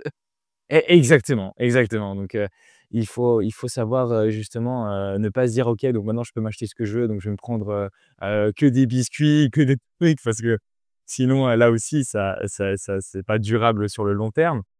Donc voilà, moi je pense que l'inconvénient, c'est justement il faut se gérer. Faut se responsabiliser, mais ça, c'est aussi un avantage. C'est que plus on apprend tôt et mieux c'est et on a une longueur d'avance par rapport à d'autres personnes et puis le fait aussi d'être, tout seul, moi je pense que, d'un niveau de concentration, quand on a sa famille, peut-être c'est plus simple de, passer du temps ensemble. On a plus envie de partager des moments ensemble. Tandis que si tu es tout seul, quand même, dans ton appartement, dans ta chambre, même pour la un niveau de concentration, c'est peut-être un peu plus simple. Mmh. Non, ouais, c'est vrai. Est-ce que tu as pas aussi un, comment dire? Une sorte, alors j'allais dire mal du pays. Tu es pas non plus dans un pays totalement étranger, mais, se dire: «Bon, bah, je suis pas chez moi», au début peut-être ça t'a le fait et après tu t'es habitué, mais, est-ce que voilà, tu as ressenti ça, ce pseudo mal du pays? Mal de la ville, on va appeler ça. Mal de la ville. Oui, un petit peu, parce que, comme tu l'as dit, bon, moi, j'ai la chance que, je reste dans un pays où je parle la même langue. Je connais, hein, la culture, donc voilà, ça, c'est clair que c'est plus simple. Je suis peut-être pas le plus adapté, non, à Paris des gens qui partent loin, mais c'est clair qu'au début, oui, parce que tu dis, «Je quitte, tout un écosystème, que j'ai construit pendant, X années chez moi et je me retrouve dans un truc, que je connais pas du tout. J'ai pas de point de repère, je sais rien, je sais juste, le chemin pour aller à l'université et c'est tout. Après moi, je sais que, des d'amis qui sont allés vivre justement à l'étranger, oui, parce que, j'ai un ami qui est parti vivre, à Londres et Mmh. pour lui, c'était un peu plus compliqué parce que, il avait du mal à s'intégrer avec les autres, hem, ça lui manquait un peu la nourriture italienne. Ça, je pense que c'est normal. Mais oui, un petit peu. Après on rentre dans une boucle, dans un rythme qu'on se crée et en fait ça devient une abstraction, ça fait abstraction de tout le reste en fait finalement. Donc tu t'en rends même pas compte, tu es dans ta routine, quotidienne et tu as tellement de choses à faire que, que finalement ça passe. Mmh. Non, c'est vrai, c'est vrai. Dernière question de cette partie, est-ce que tu voudrais revenir, chez toi, donc là où tu vis à Turin, pour étudier ou travailler dans le futur? Ou est-ce que tu voudrais aller donc carrément dans une autre ville ou un autre pays? C'est une bonne question ça. Alors moi je pense que j'aimerais bien rester en Italie. Parce que, alors moi, j'étais parti avec l'idée de dire, je fais la Bocconi parce que j'ai envie quand même de travailler en Italie et la Bocconi, c'est connu de tout le monde, et donc d'un point de vue aussi de crédibilité, vis-à-vis des entreprises italiennes, c'est un bon atout. Donc moi, l'Italie, j'affectionne beaucoup, ce pays. Après, c'est clair que peut-être Milan a plus d'opportunités, d'un point de vue, de travail. Donc je pense que je resterai à Milan, très probablement. Même si je dois être honnête, moi j'affectionne aussi particulièrement Londres ou Paris. Donc dans un futur, plus ou moins proche, ça je sais pas encore, mais j'aimerais bien quand même aller travailler, ou étudier dans un de ces 2 pays. Je sais que l'Angleterre attrait beaucoup, surtout pour les masters. Donc moi, j'étais parti un peu avec cette idée de dire: «Bon, je fais 3 ans ici. L'objectif, c'est de faire les 3 bonnes années pour partir faire un master à l'étranger. Ensuite, éventuellement revenir soit en Italie, soit, être en France, au UK. Mais bon, Turin peut-être un peu plus tard». Quand ce sera tassé tout ça, quand ce sera derrière nous. Exactement. Super, non mais c'est good, hein. Si déjà tu as un plan pour, l'étranger, c'est bien, hein. Faut y penser, hein, au post-bac, hein, parce que des fois, bah, on nous demande de faire une mobilité de 6 mois, des fois à l'étranger, d c'est pas toujours le cas, mais le faire, c'est déjà bien de se dire: «Bah, je vois du pays, je vois autre chose, je vois ce qui se fait, je me confronte à d'autres choses», même si c'est que 6 mois. C'est déjà 6 mois où on fait une expérience. Exactement, comme tu le disais, tu l'année prochaine, ça va être l'année où je vais devoir, décider des échanges, si on a envie, parce qu'on n'est pas obligé, mais moi, j'aimerais bien faire un échange dans un autre pays, un semestre à l'étranger et c'est là aussi où, on doit y penser parce que c'est là aussi où les notes de première année sont importantes, ça faut le dire aussi. Si vous êtes dans une université qui offre un programme d'échange troisième année, les notes de la première année et le premier semestre de la deuxième année sont les notes qui comptent pour ensuite pouvoir intégrer une école en échange. Donc si, le fait de bien partir, ça permet aussi d'ouvrir le plus de portes possible à un éventuel échange. Donc après il y a différentes philosophies, qui s'appliquent, sur les échanges. Je sais qu'il y a des gens qui disent: «Moi, mon objectif, c'est d'entrer dans la meilleure université possible». Donc le gars va bosser, jour et nuit pour rentrer à Wharton, sachant qu'il y a que 4 places pour, 3 000 personnes. Et puis, il y en a d'autres qui disent: «Moi, je fais cet échange» et c'est un peu rejoint un peu ma philosophie à moi, c'est de me dire: «Je fais un échange pour aller peut-être dans un pays où potentiellement j'irai jamais». Donc je me dis, par exemple, l'Asie, c'est pas, un pays, enfin, c'est pas un continent, où enfin, tu vois, par exemple, Hong Kong, Singapour, c'est pas forcément des endroits où je me vois travailler et vivre dans les prochaines années. Est-ce que, j'irai pas justement là-bas pour comprendre comment fonctionne cette partie du globe, comment est la culture et ça, je pense que c'est quelque chose qu'il faut un peu prendre en compte, sachant que, en fonction de ce qu'on se fixe, parce qu'il faut se fixer des objectifs là aussi, sinon on n'a pas forcément, ça peut arriver qu'on n'ait pas forcément un moteur pour se lever le matin. Des fois, c'est compliqué de se dire: «Mais pourquoi est-ce que je taffe?» et cetera. Tandis que si on arrive à se fixer plus ou moins des objectifs, à moyen long terme, ça peut aider et au moins on sait pourquoi on travaille. Mmh. Non, c'est vrai. Et on va passer à la dernière partie sur ta prise de recul. Alors, si tu devais refaire quelque chose différemment sur, ta vie étudiante, qu'est-ce que tu choisirais? Par vie étudiante, tu sous-entends universitaire ou vraiment depuis le début? Toute ta vie après le bac, si tu devais refaire autre chose ou on va dire on part du bac, si tu devais refaire autre chose, je sais pas, pour chercher un logement, pour le sport, pour, faire des assos, n'importe quoi, tout ce qui concerne ta vie maintenant. Si tu devais refaire un truc, ce serait quoi? J'aurais dit peut-être justement, mieux appréhender la 1re partie d'année, exactement, moins, me laisser aux distractions dans le sens où, peut-être comprendre que, que certaines choses, même si on les fait pas, tout de suite et bah, ça veut pas dire qu'on pourra pas les faire après et banalement, dire, «Mince si», un peu la FOMO, non? De dire, c'est la fear of missing out, c'est dans le sens où: «Ah si je vais pas, si je fais pas cet assaut, je vais me perdre un truc. Si je vais pas à tel événement, proposé sur le campus, bah, je vais me perdre quelque chose». Parce que finalement, c'est des choses qui reviennent au fur et à mesure durant les années, alors du moins universitaires et c'est des choses qui prennent beaucoup de temps et si déjà on ne sait pas hyper bien optimiser notre temps de base et qu'on rajoute ces choses-là qui prennent du temps, qui sont intéressantes, je dis pas mais qui prennent du temps. Au début, c'est peut-être ça peut compliquer les choses. Donc, je pense que c'est la chose que je changerais et que je dirais peut-être au Lucas de septembre. Il n'y a pas besoin de tout faire dès le début pour profiter de son université. OK. Dernière question de l'interview. Alors je la pose à tous mes invités, alors sauf que pour toi, je l'ai un peu changé, dans le sens où à tous mes invités, je leur pose la question: «Qu'est-ce que tu dirais au toi d'il y a 10 ans?» Mais toi, il y a 10 ans, tu étais vraiment trop petit. Du coup, j'ai pris 5 ans, ce qui est, relativement, important, surtout à ton échelle, du coup.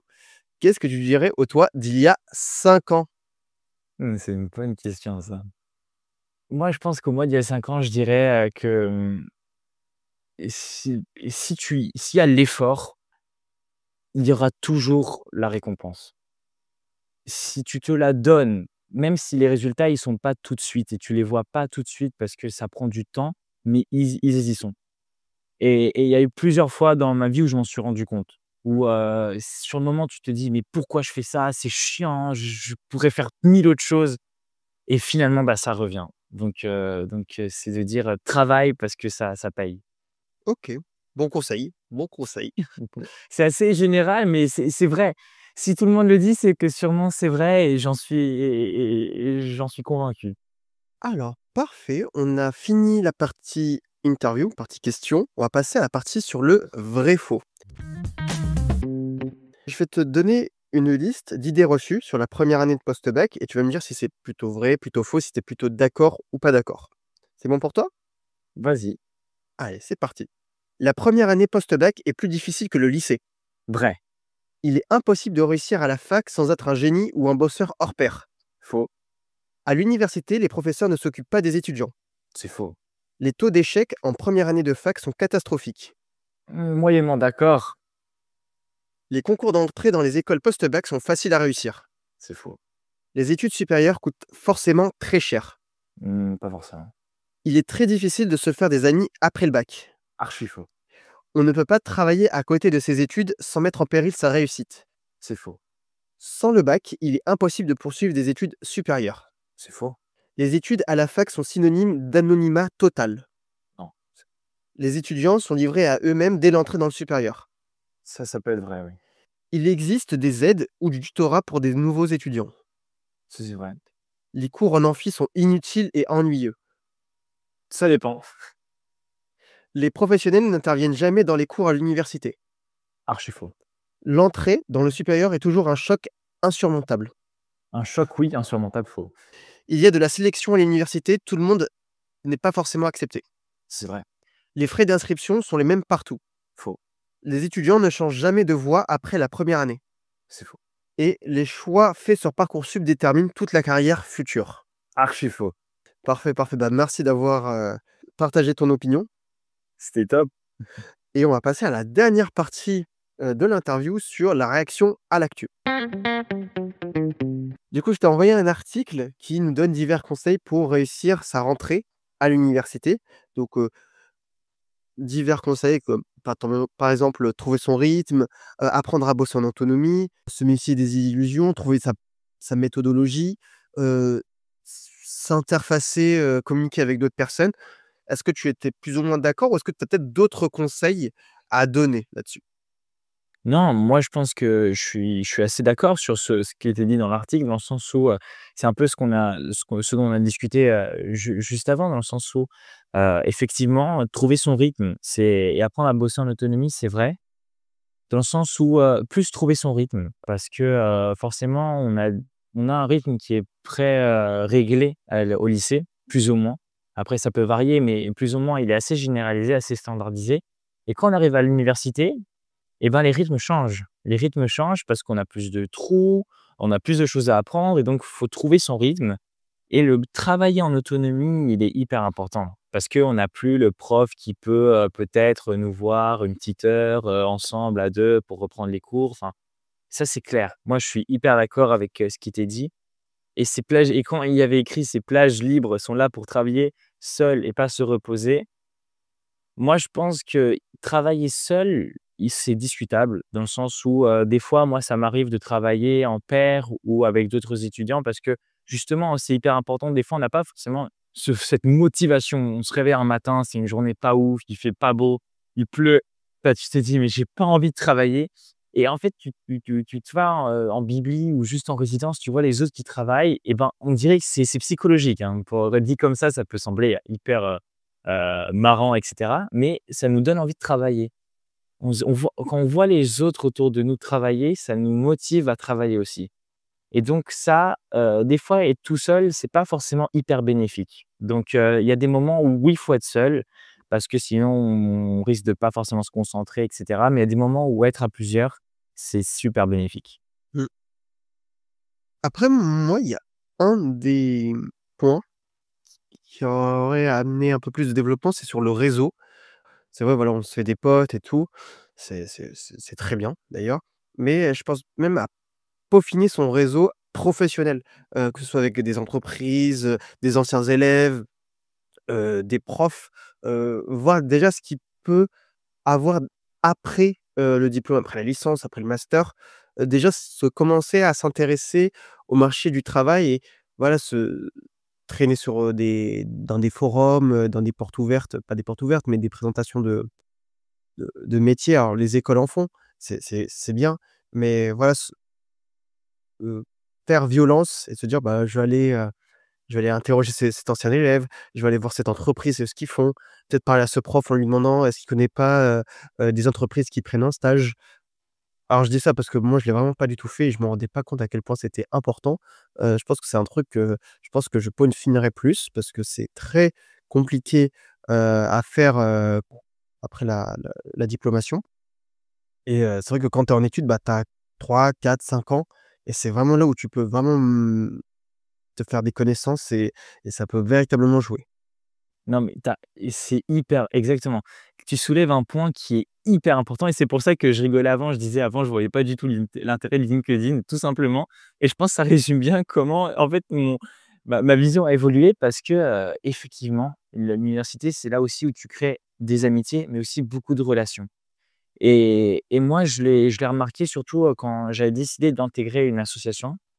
Donc ça peut sembler banal, mais il y avait un domaine, par exemple les trophies assets. Donc je sais pour ceux qui sont pas encore à l'université, je pense que c'est un peu compliqué. C'est des assets de type, non financier, donc ça peut être des voitures de collection, des montres, des peintures et cetera et ça m'intéressait beaucoup. Du coup, j'ai intégré cette association et à travers cette association, j'ai pu étendre énormément mon réseau parce qu'il y a des événements qui sont organisés, il y a des rencontres, on publie des articles où on parle d'entreprise et donc après, la plupart du temps, on organise des interviews un peu comme celle-ci avec, différents représentants d'entreprises qu'on cite dans nos articles. J'ai la chance, par exemple d'ici, à fin mai, début juin d'aller, interviewer la directrice quand même de l'art contemporain et moderne de Sotheby's, Italie, donc c'est pas n'importe qui.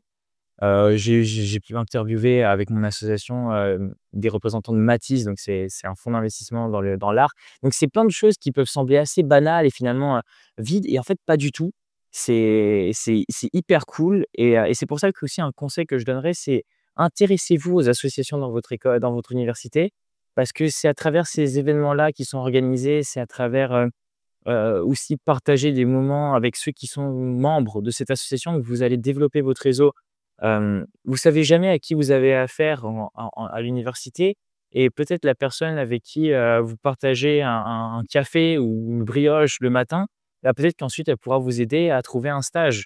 Hem, Parce qu'elle connaît, quelqu'un ou dans la plupart du temps pour trouver par exemple des internships, ça peut sembler bête, mais il y a besoin de lettres des referral letters, donc c'est des lettres un peu de référence que rédigent des gens peut-être qui sont dans l'entreprise et qui vous connaissent et ça aide beaucoup quand, il faut départager par exemple, 2 candidats, au même poste et ben, si vous vous rendez compte que, bah, votre ami avec qui vous êtes allé boire un café, le matin même et ben et qui vous connaît à peu près et ben, il connaît, un cousin qui travaille dans cette entreprise-là et ben, il peut vous mettre en relation et justement vous aider donc c'est hyper important cette partie-là et comme tu le disais, c'est difficile à développer après.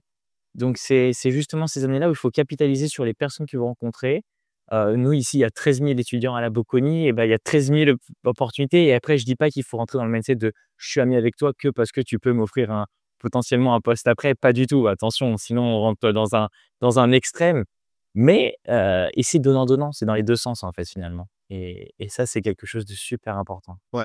Non, on se rejoint complètement, là-dessus. C'est la fin de cette interview. Merci beaucoup d'avoir réagi, donné ton opinion, nous parler de ton parcours et de tes doutes avant le choix fatidique du post-bac. C'était, très intéressant.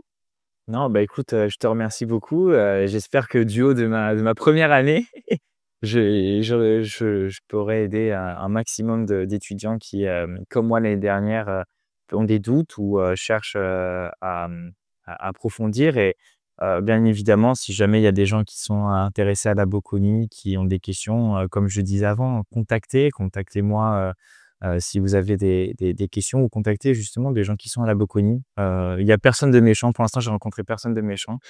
Donc, ils mangent pas les étudiants au lycée ici. Donc écoutez, j'espère que ça aura aidé le plus de personnes possible. Eh bien, merci beaucoup, hein, d'avoir, partagé tout ça. Heu, Quant à vous, les auditeurs, bah, abonnez-vous, partagez, likez l'épisode, c'est important et surtout, on se retrouve dans 2 semaines pour le prochain épisode. C'était Lucas et Rocha pour After School. À plus!